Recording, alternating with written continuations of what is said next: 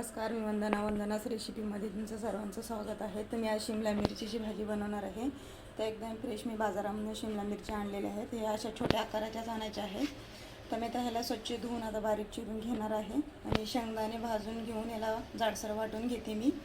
त्यासाठी हे जे साहित्य आहे, तर हिरव्या मिरच्या घेतलेल्या आहेत, तिखट मिरच्या, कोथिंबीर घेतलेला आहे, लसूण घेतलेला आहे, एक टोमॅटो घेतलेला आहे. तर मी आता हे सर्व वाटण बनवून घेते आणि ह्याला बारीक चिरून घेते मी.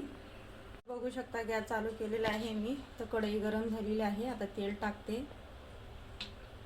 थोडा टाइम तेल गरम होण्यासाठी ठेवते मी. तर इथं बघू शकता हे बारीक चिरून घेतलेले आहे शिमला मिरची, स्वच्छ धुवून घेतलेली आहे मी. बारीक चिरलेला टोमॅटो, शेंगदाणे भाजून जाडसर हे बघा हे असं वाटून घेतलेले आहे. आणि हे हिरवं वाटण बनवून घेतलेलं आहे, लसूण, कोथिंबीर आणि हिरवी मिरची.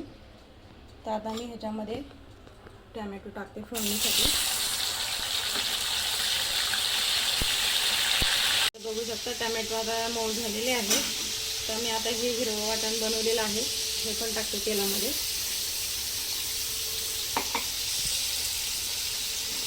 तर ह्याला पण खालीवरी करून घेते.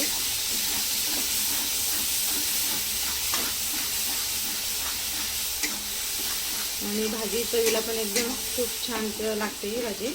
आणि हे शेंगदाण्याचं हे कूट हे घालते. ह्याला पण परतून घ्यायचं आहे बघा हे असं.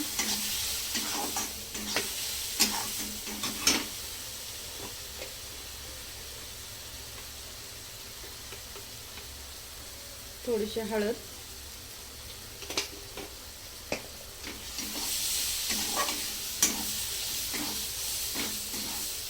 आता हे बारीक चिरलेली शिमला मिरची हे घालते.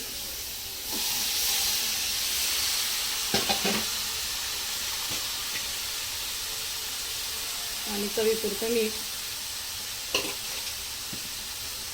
आता ह्याला पण परतून घेते मी. ह्याला खाली करून घेते.